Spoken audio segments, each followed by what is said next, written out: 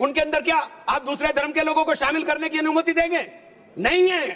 Kashi Vishwanath trust है उत्तर प्रदेश के अंदर, उसका अध्यक्ष पदेन अध्यक्ष जिलाधिकारी होता है, लेकिन उसमें एक क्लॉज लिखा है कि अगर किसी समय कोई जिलाधिकारी मुसलमान होगा तो उससे नीचे का या उससे ऊपर का अधिकारी उसका पदेन चेयरमैन होगा।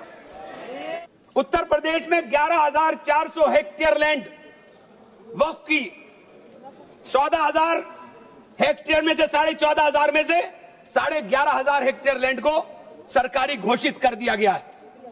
78% लैंड को सरकारी बता दिया गया है।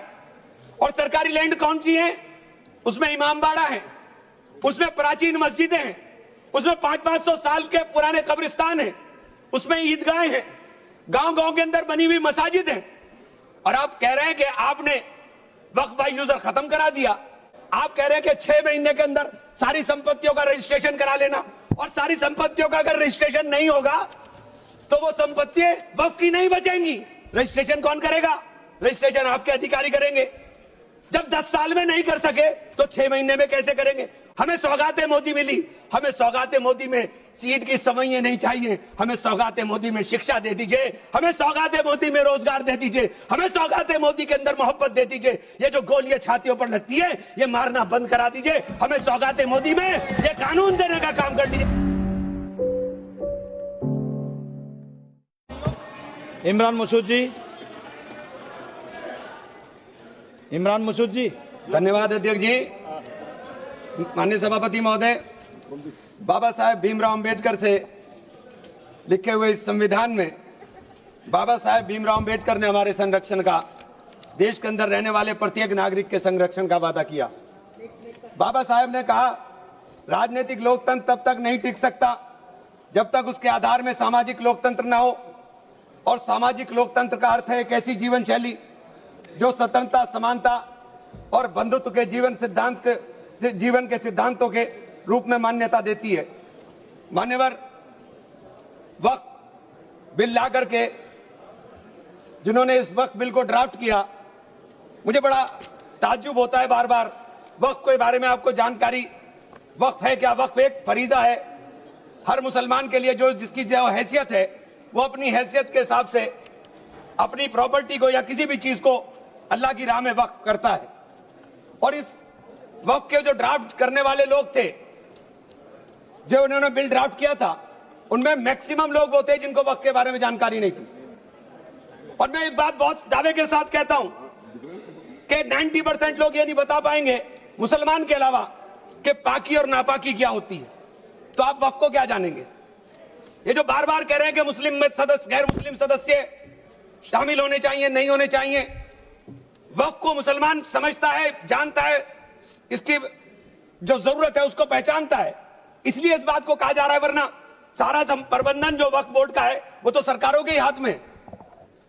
लेकिन इसमें जो सबसे बड़ी बात है कि बार बार ये शोर मच रहा है, जेडीयू भी कहती है, टीडीपी भी कहती है और सहयोगी दल भी कहते हैं कि हमने वक्फ बाय यूजर को खत्म कराने का काम कर दिया।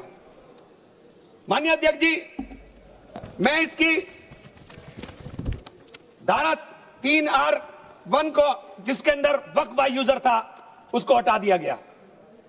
और क्या शामिल किया गया, मैं ये पढ़ करके बता रहा हूं, ये बिल है, इसके अंदर लिखा है, परंतु वक्फ संशोधन अधिनियम 2025 के प्रारंभ पर या उसके पूर्व उपयोगकर्ता द्वारा वक्फ के रूप में रजिस्ट्रीकृत संपत्तियों को उपयोगकर्ता द्वारा विद्यमान वक्फ इसके वक्फ संपत्ति के रूप में बना रहेगा, सिवाय, बस आगे आ गया काम, सिवाय संपत्ति पूर्णतः या भागतः विवादाग्रस्त है या कोई सरकारी संपत्ति है। माननीय सभापति महोदय, 2005-6 में विभिन्न राज्य के बोर्डों द्वारा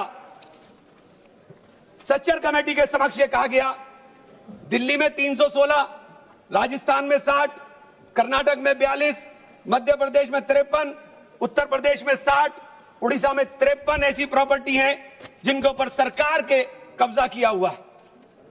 इसके बाद जब ये लागू हो जाएगा तो इसके ऊपर से वक्फ का अधिकार खत्म हो जाएगा।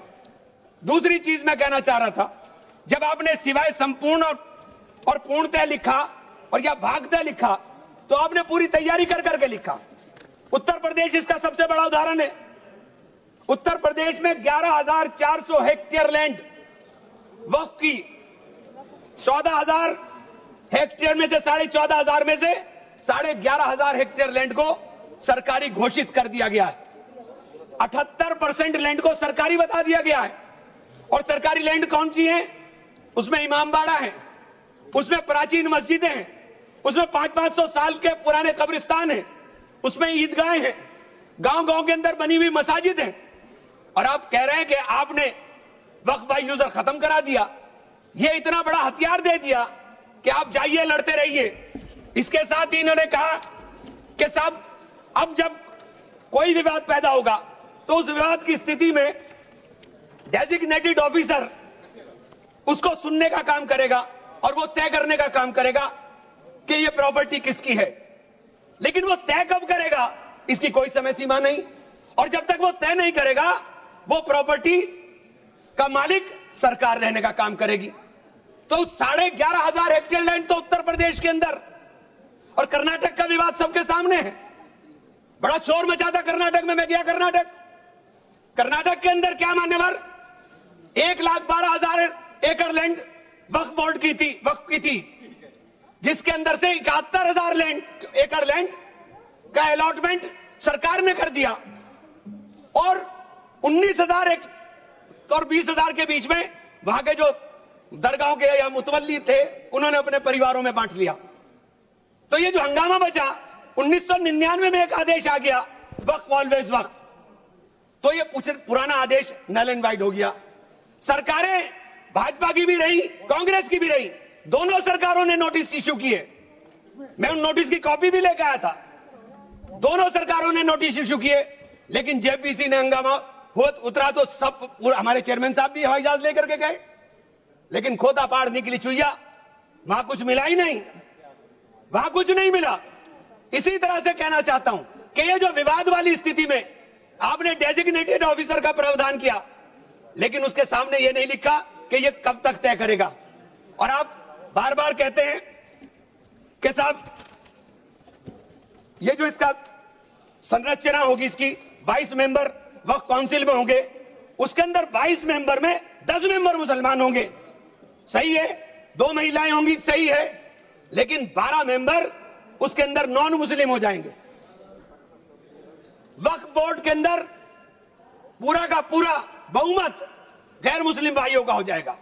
मुझे इससे मतलब नहीं, क्योंकि मैंने अभी कहा कि भाई आप दूसरे जो ट्रस्ट हैं या जो दूसरे धर्म के ट्रस्ट हैं, उनके अंदर क्या आप दूसरे धर्म के लोगों को शामिल करने की अनुमति देंगे?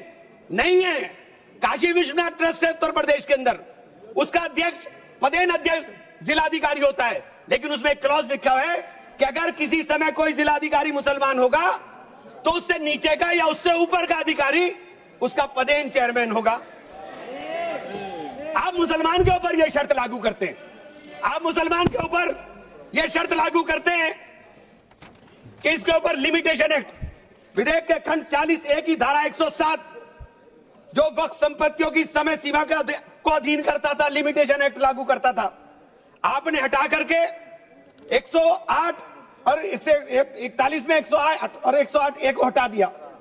1995 का जो वक्फ अधिनियम है उसकी प्रायश्चित्ता पर रोक लगा दी थी, जिसका अर्थ है कानूनी दावों के समय पाबंदी के बिना आगे बढ़ाया जा सकता है। अब आपने रास्ता खोल दिया वक्फ प्रॉपर्टीज के ऊपर मुकदमों के लिए। जो वक्फ प्रॉपर्टी पर कब्जा बैठ करे हुए लोग हैं, अब वो कब्जा धारक जाकर के एडवर्स पोजेशन का दावा कर सकता है और मालिकाना हक हासिल करने की बात कर सकता है। आपने जो अपराध करने वाले लोग हैं, जो कब्जा करने वाले लोग हैं, वो पहले गैर जमानती हुआ करता था, आपने उसे जमानती कर दिया, आपने उसे अधिकार दे दिया कि तुम कुछ भी करो, तुम्हें जमानत कराने की जरूरत नहीं है। तो आपने तो पूरा का पूरा खुला मैदान उसके सामने खड़ा कर दिया।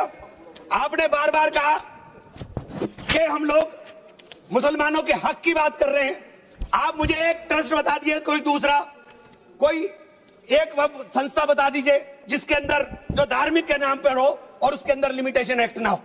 हमारे ऊपर से हटा रहे हैं, हमारे ऊपर से हटा रहे हैं, बाकी सबको छूट मिलेगी। और ये छूट भी ये छूट भी टेम्परेरी है, क्योंकि आपके कानून के जरिए नजर सब समुदाय के जो जमीनें हैं, जो ट्रस्टों के पास पैसा है, उसके ऊपर लगी हुई है। हमारी जमीन, ये बार बार वामसी पोर्टल का जिक्र हो रहा था। वामसी पोर्टल में प्रॉपर्टी 4,90,000 से एकदम मंत्री जी ने, माननीय मंत्री जी ने कहा 7 लाख कुछ चली गई। तो ये प्रॉपर्टी कोई वक्त नहीं की गई किसी ने। ये जो वामसी पोर्टल के ऊपर दर्ज हुई संपत्ति, कब्रिस्तान के अंदर वसूगा, एक प्रॉपर्टी वसूगा, एक प्रॉपर्टी मस्जिद, एक प्रॉपर्टी में कबर, एक ही प्रॉपर्टी की 3-3, 4-4 बना दी।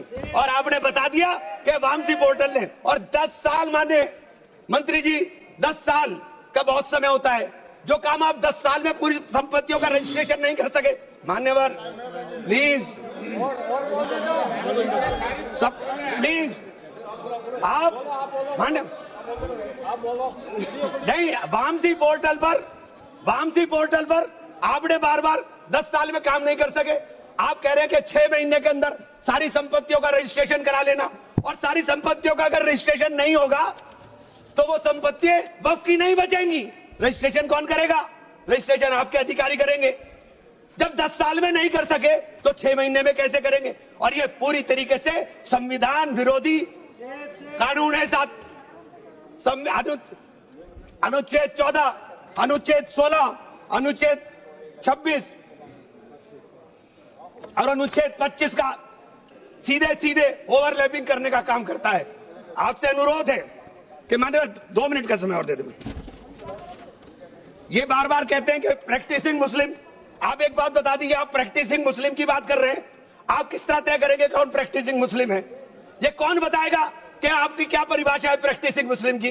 सारे मुसलमान 5 वक्त नमाज नहीं पढ़ते, सारे मुसलमान रोजा भी नहीं रखते, और उसका पैमाना क्या होगा कि वो मुसलमान है कि नहीं है? तो ये आपने रास्ते इस तरह खोल करके ये सीधे जो संविधान के अंदर हमारी धारा 14 में अधिकार है, उसके ऊपर आपने अतिक्रमण करने का काम कर दिया। मैं आप लोग एक माननीय चिन्नप्पा रेड्डी के एक कथन को जरूर कहना चाहूंगा। हमारी परंपरा में सहिष्णुता सिखाती है, हमारा संविधान, यह संविधान हमें सहिष्णुता का अभ्यास कराता है। हमें इसे कमजोर नहीं करना चाहिए, यही संरक्षण दे रहा है हमें।